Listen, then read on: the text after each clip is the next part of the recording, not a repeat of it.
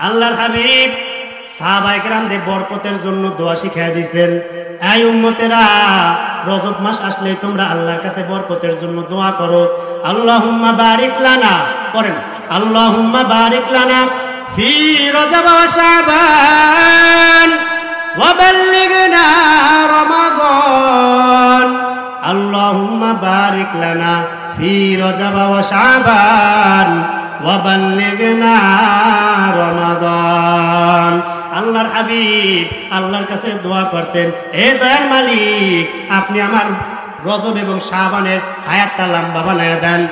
রজব এবং শাবানে আমার বরকত দান করেন, আর হায়াতটা লম্বা বানাইয়া রমজান পর্যন্ত পৌঁছায়া দেন, যাতে করে রমজান মাস যে আমলের মৌসুম আসতেছে, এই রমজান মাসে আমি বেশি বেশি ইবাদত করিয়া আপনার শুকরগুজার বান্দা হইতে পারি, বেশি বেশি নেক আমল করিয়া যাতে করে আমার নেকের পুঁজি ভারী করতে পারি। এ দয়ার মালিক, আপনি আমাকে রজব শাবানের মধ্যে বরকত দেন। আল্লাহর হাবিব সাল্লাল্লাহু আলাইহি সাল্লাম এই দোয়াটা উম্মতদেরকে শিখিয়ে দিয়ে গেছেন। মুহাদ্দিসিনে কেরাম হাদিসের ব্যাখ্যায় বলেন, আল্লাহর হাবিব ব্যাপক বরকতের জন্য দোয়া করতেন। আল্লাহর হাবিব আল্লাহর কাছে দোয়া করতেন, এ দয়ার মালিক, আপনি আমাকে রজব শাবানের মধ্যে বরকত দেন, আপনি আমাকে হায়াতের মধ্যে বরকত দিয়া দেন, আমার হায়াতের মধ্যে বরকত দেন, নেক হায়াত আমাকে দান করেন। কারণ যেই হায়াতের মধ্যে গুনার কাজ বেশি হয়, সেই হায়াত নেক হায়াত না। সেই হায়াত কি না? নেক হায়াত না, পুরো কপাল্লে হায়াত হয়ে যায়। ওটা কি হায়াত? পুরো কপাল্লে হায়াত। হে বাবাজি, পায়ে হাত দিয়া বলি, রাগ করে না, একটু হিসাব মিলাও। আজকে ফজর থেকে এই পর্যন্ত কয়টা সওয়াবের কাম করছো, আর কয়টা বিড়ি টান দিছো? কয়বার আল্লাহ কইয়া বলাম দিছো, আর কয়টা বিড়িতে টান দিছো? একটু হিসাব মিলাও, তাই হিসাব হয়ে যায়। হুজুর তো ভাড়া করে আনা লাগে না, ভাড়া করে আনা লাগে, এই হিসাব মিলেই তো হয়ে যায় যে কয়বার আল্লাহকে ডাক দিলাম এই দিনের মধ্যে, আর কয়টা বিড়িতে টান দিলাম, হিসাব কিন্তু হয়ে যায়। আল্লাহর হাবিব বরকতের জন্য দোয়া করতেন, হে দয়ার মালিক, আপনি আমাকে বরকত দিয়া দেন, আমার হায়াতটা লম্বা বানায়া দেন। আল্লাহর হাবিব দোয়া করতেন, হে দয়ার মালিক, আপনি আমার কাজ মালের মধ্যে বরকত দেন, যাতে করে সামনে মাহে রমজান আসতেছে, এই মাহে রমজানে যাতে আমার করে মাল কামাইতে গিয়ে আপনার ইবাদত থেকে গাফেল না হয়ে যায়, মালের ধান্দায় পড়িয়া আমলের মৌসুম যাতে করে আমার হাতছাড়া না হয়ে যায়, আপনার ইবাদত থেকে গাফেল না হই। যে সুবর্ণ সুযোগ মাহে রমজান আসতেছে, যাতে করে আমি আগে ভাগে মাল কামাইয়া রমজানটা আমি নিশ্চিন্তে ইবাদতে কাটাইতে পারি। হে মালিক, আপনি আমাকে মালের মধ্যে বরকত দিয়া দেন। আল্লাহর হাবিব দোয়া করতেন, হে দয়ার আল্লাহ, আপনি আমার কাজের মধ্যে বরকত দিয়া দেন, আমার গুরুত্বপূর্ণ যত কাজ আছে এই সব কাজ যাতে করে আমি এই রজব শাবানের মধ্যে আমি গুছায় নিতে পারি, রমজান মাসটা যাতে করে বিনা কাজে কাজ মুক্ত হইয়া আপনার গোলামি করে কাটায় দিতে পারি। এজন্য দোয়া করতেন বেশি বেশি। আল্লাহর হাবিব দোয়া শিখিয়ে দিয়ে গেছেন, আল্লাহুম্মা বারিক লানা ফি রজব ওয়া শাবান ওয়া বাল্লিগনা রমাদান। পারবো না দোয়া পড়তে ইনশাআল্লাহ? আল্লাহ আমাদের সবাইকে এই দোয়া পড়ার তৌফিক দান করেন। রজব মাস শেষ, এই রজব মাসেই আল্লাহর হাবিব সাল্লাল্লাহু আলাইহি সাল্লাম মেরাজ হয়েছে। আমাকে বিষয় দেওয়া হয়েছে মেরাজের তাৎপর্য আর নামাজ, নাইলে একটু অন্য বিষয়ে একটু আলোচনা করতাম, যেহেতু বিষয় বাইন্দা দিয়েছে, তার ডাইনে বেড়া যাওয়ার কোনো কায়দা নাই। কারণ এখন তো মাহফিল আইলে আগে কই দেয়, হুজুর রাজনীতি করবেন না, কোনো কি করবেন না, রাজনীতি করবেন না। এজন্য নামাজ দিয়েছে, কারণ নামাজ পড়লে তো রাজনীতি করা লাগে না। হারাম খাও যাইয়া নামাজ পড়বা, বুঝাইতে পারি নাই। চান্দাবাজি করিয়া, টেন্ডারবাজি করিয়া, পরের হক নষ্ট করিয়া, বুইনেরে ঠগাইয়া, ভাইরে ঠগাইয়া, বেআইরে ঠগাইয়া, বেইনেরে ঠগাইয়া, বাপ কি বোনরে ঠগাইয়া, আত্মীয় স্বজন ঠগাইয়া, বাস আবার কইসা জিগি করে বুঝলেন? বুঝাইতে পারছি? বুঝেন না কথা? বুইনের হক আদায় করে না, ভাইয়ের হক আদায় করে না, স্ত্রীর হক আদায় করে না, আত্মীয় স্বজনের হক আদায় করে না, লুট দিয়ে দাবুরিয়া খাইয়া, সে একটা পাঞ্জাবি একটা মুডল পেঁচাইয়া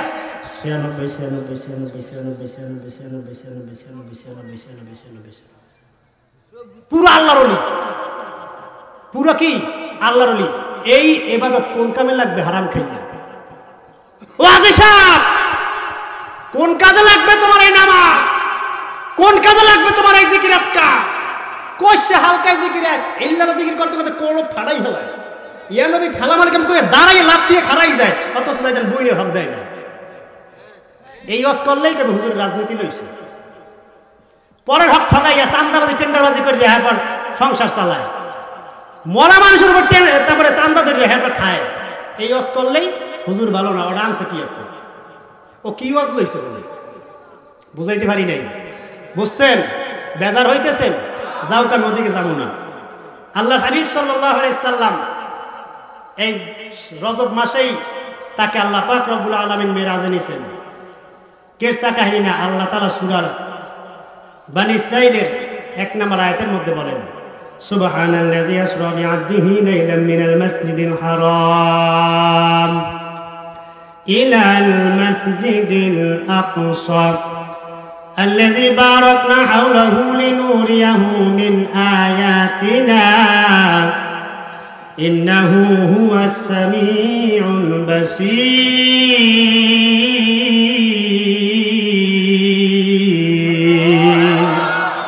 الله تعالى বলেন সুবহানাল্লাযী আসরা বিআবদিহি লাইলাম মিনাল মাসজিদিল হারাম, পবিত্র সেই মহান সত্তা যিনি তার বান্দা মুহাম্মদুর রাসূলুল্লাহ সাল্লাল্লাহু আলাইহি ওয়াসাল্লামকে রাত্রি বেলায় ভ্রমণ করাইছেন মসজিদুল হারাম থেকে মসজিদুল আকসা পর্যন্ত।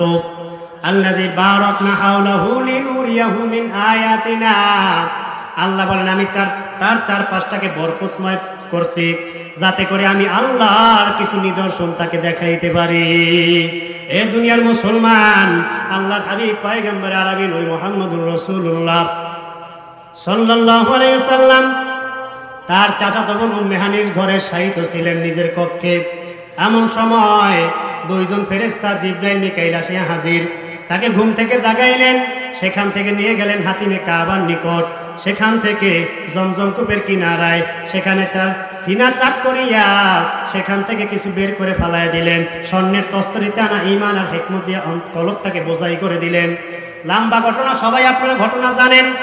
আল্লাহর হাবিব নবী মুহাম্মদুর রাসূলুল্লাহ সাল্লাল্লাহু আলাইহি ওয়াসাল্লামকে 3 বার সিনা চাক করা হয়েছে।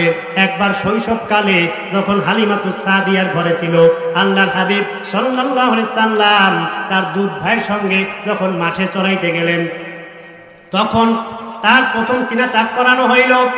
উদ্দেশ্য ছিল শিশু সুলভ যে আচরণ, গুরুগারার আচরণ থাকে না, দৌড়দৌড়ি, ফালাফালি, লাফালাফি, বুঝেন নাই?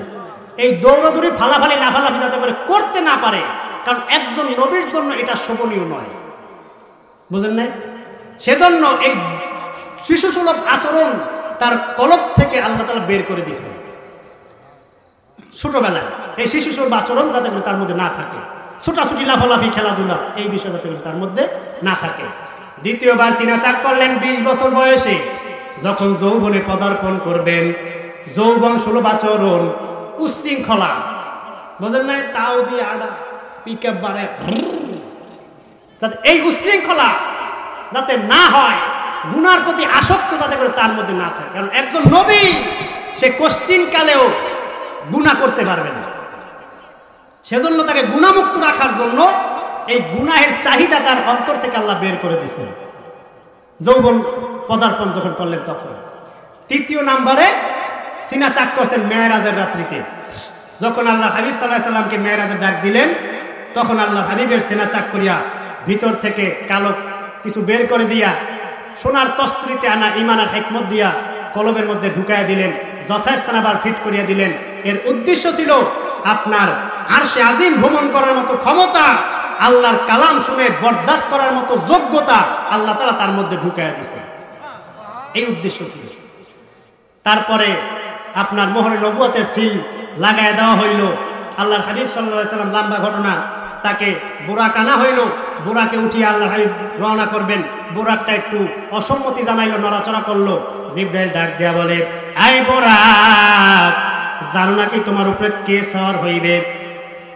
সৃষ্টির পর থেকে আজ পর্যন্ত এত সম্মানিত ব্যক্তি আর কেউ তোমার উপরে ওঠে নাই, কিয়ামত পর্যন্ত আর কেউ উঠবেও না।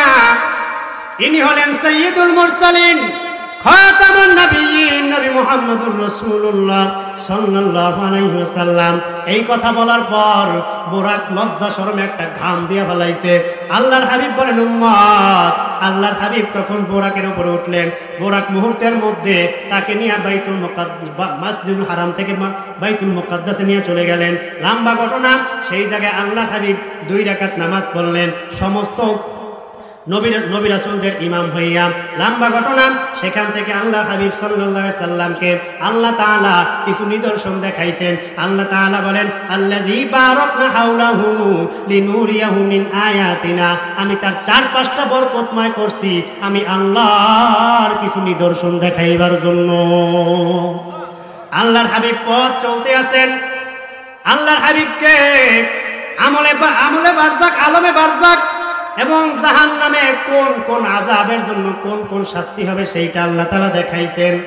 এ দুনিয়ার মুসলমান, আল্লাহর হাবিব রওনা করছেন, সাথে 2 জন ফেরেশতা জিবরাইল মিকাইল। প্রতিমধ্যে তাকায় দেখেন একজন বৃদ্ধ তাকে ডাক দিলেন। জিবরাইল ডাক দিয়ে বলে, ইয়া রাসূলুল্লাহ, ইয়া হাবিবাল্লাহ, তার কথায় আপনি ভ্রুক্ষেপ করবেন না, আপনি সামনে আগান। আল্লাহর হাবিব সামনে আগায় গেলেন। আবার একজন বৃদ্ধ তাকে ডাক দিলেন। আল্লাহর হাবিবকে জিবরাইল ডাক দিয়ে বলে, ইয়া রাসূলুল্লাহ, তার কথায় আপনি কর্ণপাত করবেন না, সামনে অগ্রসর হয়ে যান। আল্লাহর হাবিব সামনে অগ্রসর হয়ে গেলেন। কিছু দূর অগ্রসর হইলেই তাকে দেখে একজন লোক তাকে সালাম দেয়, আসসালামু আলাইকুম ইয়া আউয়ালু, আসসালামু আলাইকা ইয়া আখিরু, আসসালামু আলাইকা ইয়া হাশিরু। জিবরাইল বললেন, ইয়া রাসূলুল্লাহ, তার ডাকে আপনি সাড়া দেন না, সামনে অগ্রসর হন। কিছু দূর অগ্রসর হওয়ার পরে আরেকজন তাকে আহ্বান জানাইলেন। এইভাবে করে সামনে অগ্রসর হওয়ার পর দেখে এক দল আল্লাহর হাবিবকে সালাম দিলেন। জিবরাইল বলেন, ইয়া রাসূলুল্লাহ, আপনি তাদের সালাম জবাব দেন। এরা হচ্ছে পয়গম্বর ইব্রাহিম, পয়গম্বর মূসা, পয়গম্বর ঈসা। তাদের সালামের জবাব দেওয়ার পরে আল্লাহর হাবিব সাল্লাল্লাহু আলাইহি ওয়াসাল্লাম অগ্রসর হইলেন। তারপর আল্লাহ পাক রব্বুল আলামিন তাকে দেখাইলেন জাহান্নামে কোন কোন আযাবের জন্য কোন কোন শাস্তি হয়।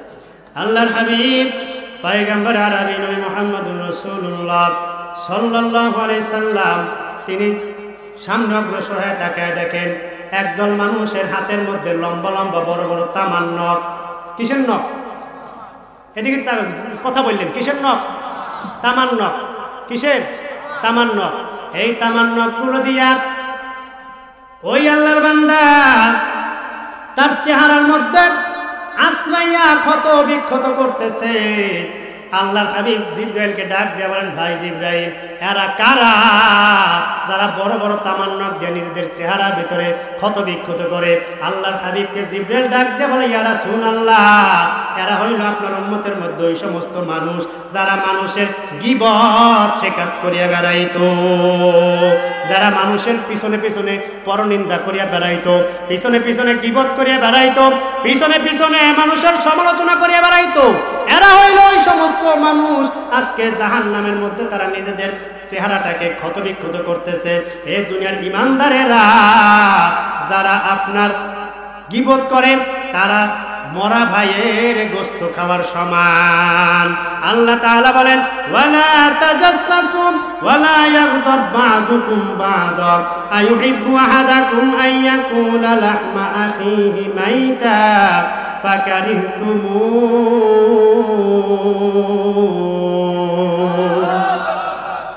সূরা হুজরাত 12 নম্বর আয়াতের মধ্যে আল্লাহ তাআলা বলেন, ওয়ালা তাজাসসু, তোমরা মানুষের গীবত করিও না, সমালোচনা করিও না। ওয়ালা ইয়াগতাব বা'দুকুম বা'দা, তোমরা পরস্পরের গীবত শেখাত করিয়া বেড়াইও না, পরনিন্দা করিও না।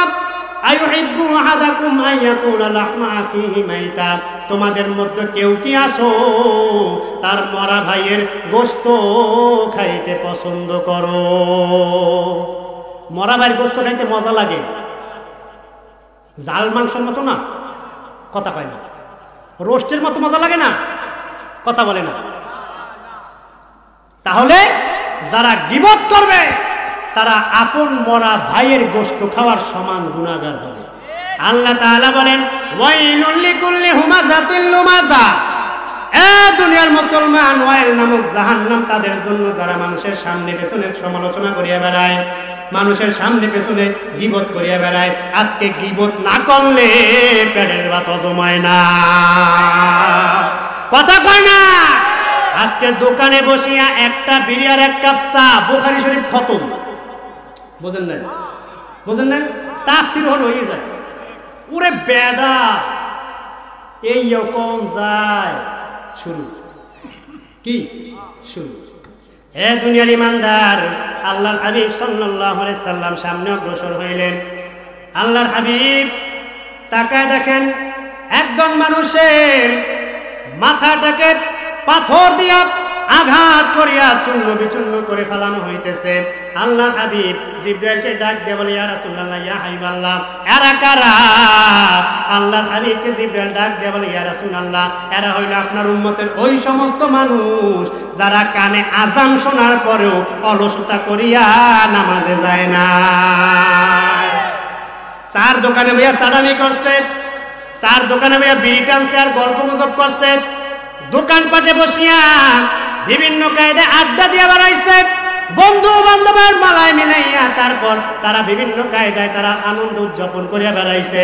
আজান হয়ে গেছে, কপাল পুরা বিড়ি টানতে টানতে উত্তর দিকে গেছে, কিন্তু মসজিদের মধ্যে ঢোকে না। আছে না নাই? আছে না নাই? বিড়ি টানতে টানতে মসজিদের সামন দিয়া যায়, ভিতরে একামত হয়, কপাল পোড়া ভিতরে ঢুকিয়া নামাজ পড়ার তৌফিক হয় নাই। হে দুনিয়ার মুসলমান, আল্লাহর হাবিব বলেন কিয়ামতের ময়দানে ওই মানুষগুলাকে জাহান্নামের মধ্যে ঢুকাইয়া মাথা পিটাইয়া ভাঙবে। দুনিয়ার সব তুমি বুঝলা, কোনটা ভালো কোনটা ভালো, কোনটা বেশি, কোন জায়গার বাড়ে বড় দাগ, এইটা তুমি ভালো বুঝলা। এদিক দিয়ে 2 হাত আগাইলে 4 মণ ধান বেশি হয়, এইটা ভালো বুঝলা। 1000 টাকায় 100 টাকা সুদে লাগাইলে পাবা, এইটা বুঝলা। ঢুকে মসজিদে নামাজ পড়া লাগবে, এডু কপাল পড়া তুমি বুঝলা না। তোমার মাথায় তখন এটা কাজ করে নাই, কথা কয় না। বন্ধুর লগে গেলে যে 2টা টান গাঁজা খাইতে দেবে, এডু ভালো বুঝলা। আগরপুর খেলা হয়, বললে একটু মাইয়া গুলো ইয়ার টাঙ্কি মাঙ্কি করা যাবে, এডু ভালো বুঝছো। ঢুকে মসজিদে নামাজ পড়া তুমি ঢুকতে পারো না। এই জন্য আল্লাহর হাবিব বলেন, আমি দেখলাম আল্লাহ তাআলা আমাকে দেখাইলেন যারা আযান শুনিয়া নামাজ পড়ার জন্য মসজিদে ঢোকে নাই, তাদের পাথর দিয়ে মাথাগুলো ভাঙিয়া ফেলানো হইতেছে। হে কপাল পোড়া মুসলমান, সুখে থাকতে যদি ভূতে না কিলায়, আজকে থেকেই নামাজের জন্য মসজিদে ঢুকো, আজকে থেকেই নামাজে ঢুকো। হে দুনিয়ার ইমানদার, আল্লাহর হাবিব সামনে অগ্রসর হইতেছেন। হঠাৎ করে তাকায় দেখেন একদল মানুষের সামনে কিছু, এক পাতিলে পাকানো গোশত, আরেক পাতিলে কিছু কাঁচা গোশত, পচা গোশত। আল্লাহর হাবিব তাকায় দেখেন মানুষগুলা, ওই নারী পুরুষগুলা ভালো পাকানো গোশত বাদ দিয়া পচা মাংসগুলোকে খাইতেছে। কি খায়? পচা মাংস। এক পাতিলে পাকানো গোশত খুব ভালো সুস্বাদু, সেইটা বাদ দিয়া পচা দুর্গন্ধযুক্ত সেই গোশতগুলো খায়। আল্লাহর হাবিব ডাক দিয়া বলেন, ভাই জিবরাইল, এরা কারা? জিবরাইল ডাক দিয়া বলে, ইয়া রাসূলুল্লাহ, এরা আপনার উম্মতের মধ্যে ওই সমস্ত মানুষ যারা নিজের ঘরে আপন বিবাহ করা স্ত্রী স্বামী রাখিয়া পর মানুষের সঙ্গে পরকিয়া করিয়া বেড়ায়। আছে না নাই? স্বামী থাকে বিদেশ, এদিক দিয়া খালি কুতকুত করে আর আরেকজনের লগে টাঙ্কি মারে বেড়ায়। আছে না নাই? হে দুনিয়ার মুসলমান, স্বামী তাকে ঢাকা বলদের মতো মাথার ঘাম পায়ে ফেলাইয়া কাটিয়া টাকা পয়সা উপার্জন করে, হ্যাঁ এদিকে ভাইয়া খায় আর বিভিন্ন কায়দায় পরকিয়া করিয়া বেড়ায়। আছে না নাই? প্রেম প্রীতির নাম দিয়া, হারাম রিলেশনের নাম দিয়া বিভিন্ন কায়দায় নারী পুরুষ মিলিয়া তারপর অবৈধ সম্পর্ক জড়ায়। আছে না নাই? এ দুনিয়ার ইমানদার, কিয়ামতের ময়দানে, হাসরের ময়দানে জাহান্নামের মধ্যে তারা ওই পচা গোশত গুলা খাবে। আল্লাহর হাবিব বলেন, এই উম্মত, আমি জিবরাইলকে সাথে নিয়ে সামনে অগ্রসর হয়ে গেলাম।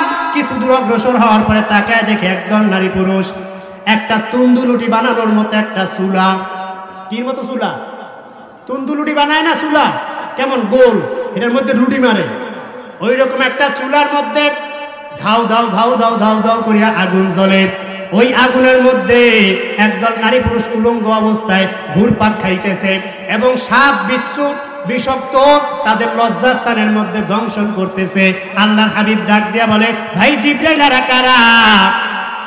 আল্লাহর হাবিবকে জিবরাইল ডাক দিয়া বলে, ইয়া রাসূলুল্লাহ, ইয়া হাবিবাল্লাহ, এরা আপনার উম্মতের মধ্যে ওই সমস্ত মানুষ যারা হারাম রিলেশন করিয়া বেড়াইছে, বিভিন্ন কায়দায় জিনা ব্যভিচার করিয়া বেড়াইছে, গার্লফ্রেন্ডে লইয়া গেছে পার্কে, গার্লফ্রেন্ডে লইয়া গেছে বরিশাল ঘুরতে, আবাসিক হোটেলে ঢুকিয়া বাস আন্ডা বাজছে, বুঝেন নাই? এই সমস্ত মানুষগুলাকে সেই কিয়ামতের ময়দানে ওই চুলার মধ্যে ফালাইয়া, আগুনের মধ্যে ফালাইয়া তারপর আযাব দেবে।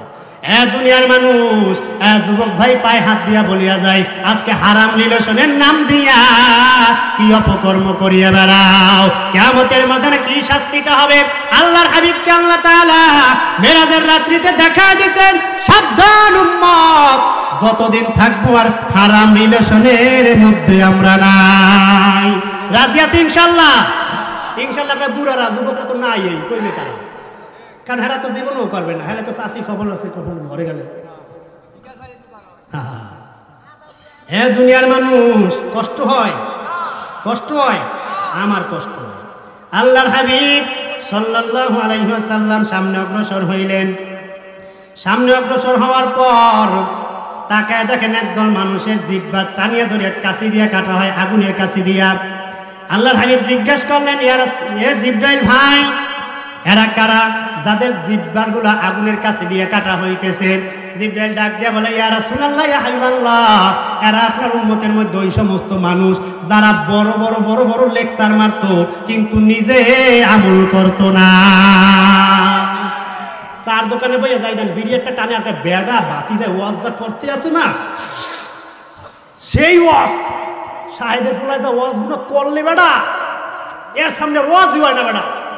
কি চার দোকানে বইয়া বিড়ি টানবে আর এই কইবে কঠিন বেড়া, কঠিন ওয়াজ করছে, এর সামনে হয় না, অথচ নামাজই পড়ে না। সুন্দর লেকচার, কি কি করলে কি কি হয়, এককালে সব বুখারী শরীফ খতম দিয়ে হালাইবে এই মানুষটা, কিন্তু নামাজ কালামের বাড়ির ধারেও যাইবে না, নিজে আমল করবে না। ওই সমস্ত মানুষগুলার ক্যাসি দিয়ে কাটা হবে। দুনিয়ার মানুষ সামনে অগ্রসর হয়ে যায়। আল্লাহ পাক রব্বুল আলামিন জাহান্নামের সমস্ত নিদর্শন আল্লাহর হাবিবকে দেখাইলেন। জাহান্নাম আল্লাহ তাআলা কি কি আযাব দিবেন কিয়ামতের ময়দানে, আল্লাহর হাবিবকে সেইটা মেরাজের রাত্রিতে দেখায় দিয়েছেন। জাহান্নাম দুনিয়াতে মাটির নিচে, সপ্ত জমিনের নিচে জাহান্নাম, আমলে বারজাক, আলমে বারজাক, এটা নিচে। আল্লাহর হাবিব সাল্লাল্লাহু আলাইহি ওয়াসাল্লাম এখন পর্যন্ত বাইতুল মুকাদ্দাস যাইতে পারেন নাই, এর আগে এই সমস্ত দেখাইছেন। আল্লাহর হাবিব পয়গম্বর আরবি সাল্লাল্লাহু আলাইহি সাল্লাম বলেন, ইন্না জাহান্নামা তাহতাল আরদি সাবআতি, জাহান্নাম জমিনের সর্বনিম্ন স্তরে, সাত জমিনের নিম্ন স্তরে। আল্লাহ তাআলা বলেন, ওয়াজি ইয়াউমাইযিন বিজাহান্নাম ইয়াউমাইযি ইয়াতাযাক্কারু উলুল আলবাব يومئذ يتذكر الإنسان وأنى له الذكرى। সূরা ফাজর 23 নম্বর আয়াতের মধ্যে আল্লাহ তাআলা বলেন, ওয়াজিআ ইয়াউমাইযিন বিজাহান্নাম, সেই দিন জাহান্নামকে হাজির করা হবে হাসরের ময়দানে। ইয়াউমাইযিন ইনসানু আন্না লাহু যিকরা, সেই দিন মানুষগুলা টের পাবে কি জাহান্নাম কামাই করছে। দুনিয়ার মানুষ, আল্লাহর হাবিব পয়গম্বর আরবি নবী মুহাম্মদুর রাসূলুল্লাহ সাল্লাল্লাহু আলাইহি সাল্লাম বলেন, কিয়ামতের ময়দানে আল্লাহ তাআলা জাহান্নামকে হাজির করার জন্য আদেশ করবেন ফেরেশতাদেরকে। ফেরেশতারা ডাক দিয়ে বলবে, এই ফেরেশতারা রে, আমার বান্দা বান্দীরা দুনিয়াতে বসিয়া কত শখ করিয়া তারা জাহান্নাম কামাই করছে, কত আউশ করিয়া জাহান্নাম কামাই করছে, আজকে তাদেরকে জাহান্নাম না দেখাইয়া আমি আজকে বিচার শুরু করব না। এই ফেরেশতারা রে, জাহান্নামটাকে তোমরা নিয়ে হাসরের ময়দানে উপস্থিত করো। সাবধান, তবে তোমরা জাহান্নামের গলায় 70,000 শিকল লাগাইয়া তারপর পিছনের দিকে টানিয়া রাখিও, কারণ এই গুনাহগার উম্মতদেরকে বান্দাবান্দিরকে দেখার সাথে সাথে জাহান্নাম লাফায়া লাফায়া আসবে, যাতে করে একটা জাহান্নামী কেউ বিচারের আগে ধরতে না পারে। আল্লাহর হাবিব বলেন, তখন ওই ফেরেশতারা জাহান্নামকে টানিয়া নিয়ে আসবে। এর দুনিয়ার মুসলমান, জাহান্নামকে যখন উপস্থিত করা হবে, জাহান্নাম জাহান্নামীদেরকে দেখিয়া লাফাইয়া লাফাইয়া জাহান্নামীদের দিকে অগ্রসর হওয়ার জন্য যখনই লাফ শুরু করবে, আল্লাহ তাআলার হুকুমে জাহান্নামের গলায় 70,000 শিকল লাগাইয়া এক একটা শিকলের সঙ্গে 70,000 ফেরেশতা তারপর পিছনের দিকে টান মারিয়া রাখবে। জাহান্নাম বাধা পাইয়া গুরিম গুরিম করিয়া শব্দ করবে। এই শব্দের চোটে সমস্ত নবীরা সেজদায় পড়ে যাবে।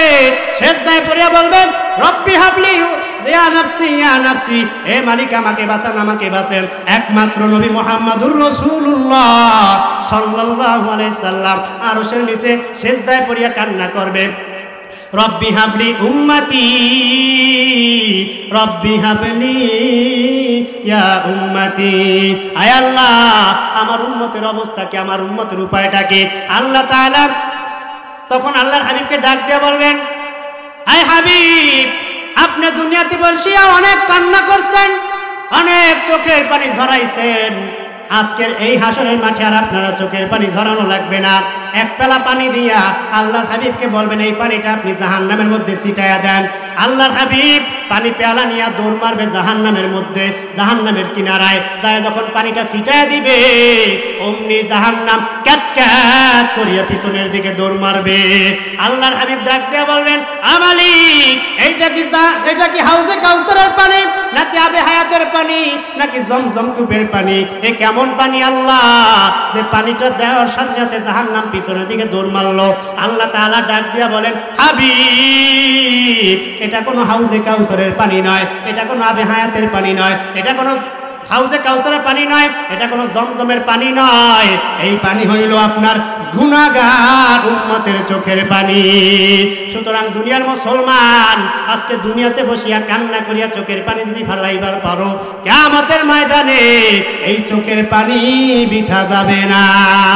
এর দুনিয়ার উম্মতের দল, আজকে দুনিয়াতে বসিয়া যে যা মন চায় সেইভাবে চলাফেরা করো, নামাজের খবর নাই, রোজার খবর নাই, বিভিন্ন কায়দা ইসলামের পথে চলার কোনো খবর নাই, বিভিন্ন ভাবে নিজেকে কুফরি রাস্তার মধ্যে চলাই।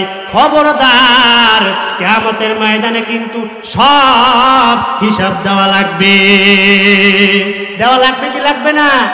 হিসাব দেওয়া লাগবে। হাসরের কাঠগড়ায় কিয়ামতের ময়দানে, হাসরের ময়দানে দাঁড়ানো লাগবে, সব হিসাব দেওয়া লাগবে। সুতরাং আসুন, আমার যে বিষয় ছিল শেষ করতে পারলাম না, বাস দিল মাইকেলায় বিভিন্ন কায়দায়। যাই হোক, আল্লাহ পাক রব্বুল আলামিন আমাদের সবাইকে যাতে করে গুনাহমুক্ত জিন্দেগি গঠন করিয়া এই দুনিয়া থেকে যাইতে পারি। রজব মাস, শাবান মাস চলতেছে, বরকতওয়ালা মাস। আল্লাহর হাবিব দোয়া শিক্ষা দিবেন, আল্লাহুম্মা বারিক লানা ফি রজব ওয়া শাবান ওয়া বাল্লিগনা রমাদান। আমরা এই দোয়া বেশি বেশি পাঠ করব, যাতে করে রজব শাবানে আমাদেরকে আল্লাহ বরকত দান করেন।